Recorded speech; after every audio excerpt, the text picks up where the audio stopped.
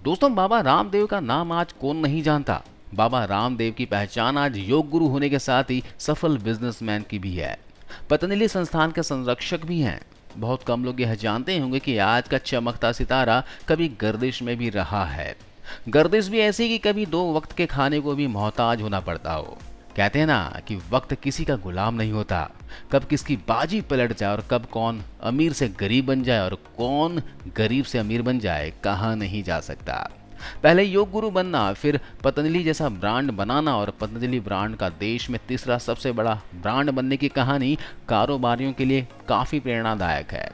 क्या आप जानते हैं कि रामदेव बाबा जो कपालभाति कर करके सबको योगा का ज्ञान देते हैं, उनका नेटवर्थ 1400 करोड़ रुपए है।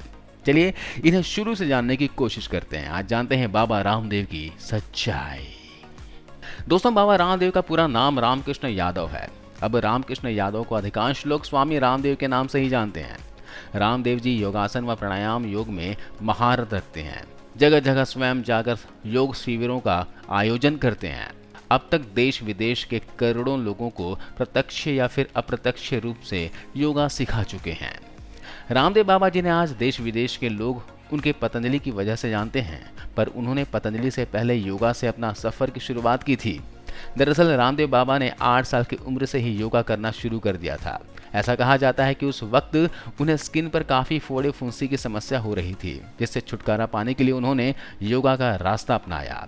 फिर जब उन्होंने देखा कि योगा से उनके स्वास्थ्य पर काफ़ी अच्छा असर हो रहा है और वो बेहतर हो रहे हैं, तब उन्होंने इसे रोज करना शुरू कर दिया और अपने इसी योगा के ज्ञान को लोगों तक पहुंचाने के लिए उन्होंने आस्था चैनल का सहारा लिया, जिस पर सबसे पहला योगा प्रोग्राम 2003 में टेलीकास्ट हुआ था।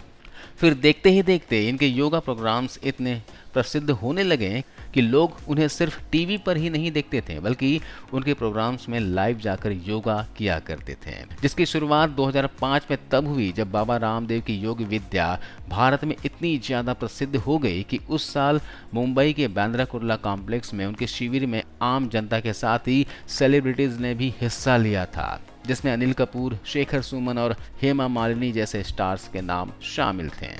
जब बाबा ने देखा कि योगा की तरफ लोगों का ध्यान खींचने लगा है, तो क्यों न इन्हीं लोगों को योगा के पुराने साथी आयुर्वेदा के इम्पोर्टेंट समझाई जाए, क्योंकि बाबा का मकसद था कि भारत में योगा और आयुर्वेदा का महत्व लोगों को समझाना। इसलिए 2006 में उन्होंने अपने गुरुकुल के साथी और आयुर्वेदिक आचार्य बालकृष्णा के साथ मिलकर हरिद्वार के कनखल में पतंजलि की स्थापना की, जो उस समय सिर्फ एक कॉटेज इंडस्ट्री थी, लेकिन अच्छे प्रॉफिट के साथ आज स्वदेशी FMCG fast movie consumer goods brand बन गया है, जिसमें हॉस्पिटल और आयुर्वेदिक कॉटेज के अलावा दिव्या फार्मेसी बिल्डिंग, चिकित्सालय यानी कि फ्री चेकअप क्लिनिक्स, पतंजलि आरोग्य केंद्र, हेल्थ केयर और स्वदेशी केंद्र जहां सिर्फ देसी दवाइयां मिलती हैं, ये सभी इमारतें भी शामिल हैं। उनके इसी योगा ज्ञान ने उन्हें करोड़ों में खेलने वाला बिजनेसमैन बना दिया, जिसके बाद पैसा और रुतबा बढ़ते ही उनके शौक भी बड़े हो गए।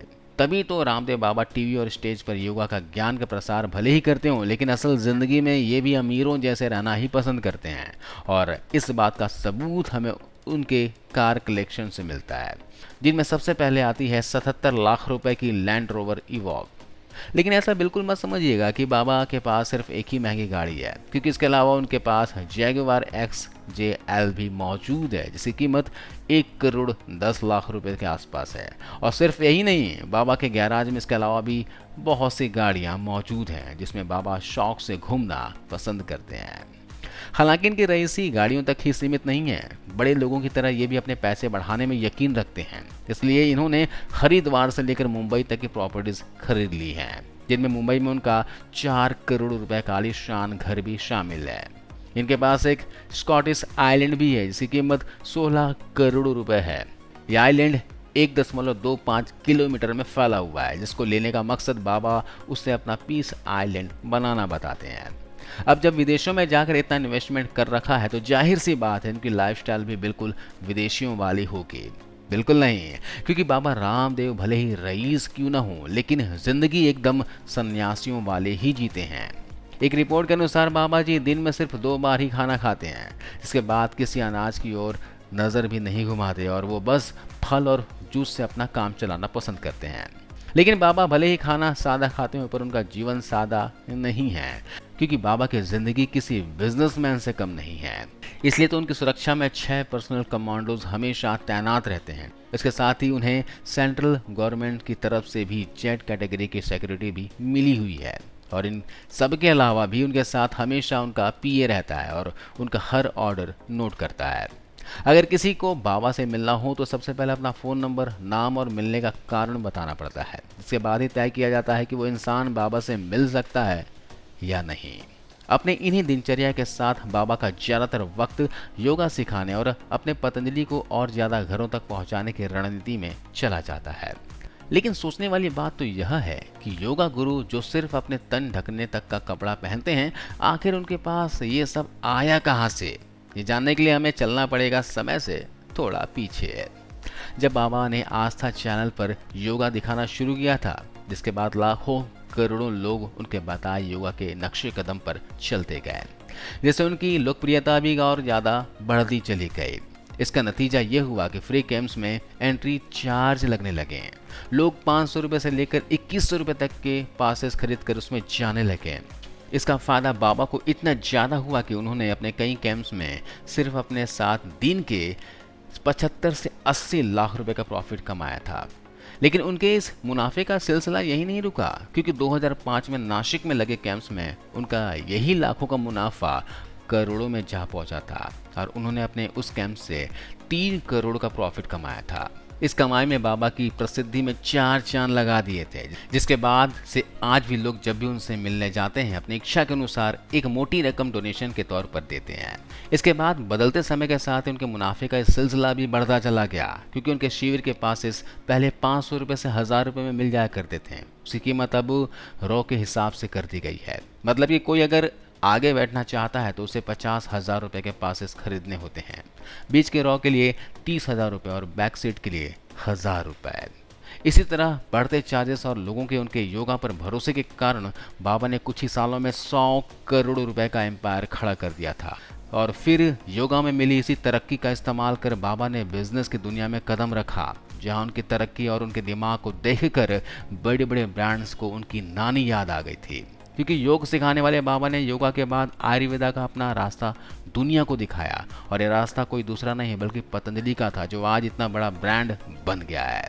जिसकी नेटवर्थ साल 2021 में 30,000 करोड़ रुपए था। जिसके बाद मार्केट की 3 बड़ी कंपनियां हिंदुस्तान यूनिलीवर, कोलगेट और नेस्ले चिंता में पड़ गए थे। इसकी वजह यह थी कि 2017 में पब्लिश हुई एक रिसर्च रिपोर्ट के अनुसार पतंजलि इंडिया का एफएमसीजी मार्केट में सबसे ज़्यादा पावरफुल ब्रांड बनकर उभरा था, क्योंकि पतंजलि की ग्रोथ 100% हो रही थी, जबकि उनकी competitive groups ITC, Dabur, Hindustan Unilever, Colgate 2 digit से ऊपर उठने के लिए भी संघर्ष कर रहे थे।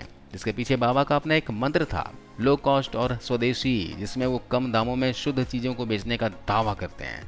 और उनकी यही स्ट्रेटेजी ब्रांड की प्रसिद्धि को बढ़ाने का एक मेजर रीज़न थी, क्योंकि लोगों को दूसरे ब्रांड से ज़्यादा भरोसा पतंजलि पर हो रहा था, और इसे पतंजलि की पॉपुलैरिटी ही कहेंगे। आज मार्केट में उनके 2500 आइटम्स मिलते हैं, जिसमें कि 45 तरह के मेडिकल्स आइटम और 30 तरह के हर्बल फूड आइटम्स मौजूद हैं।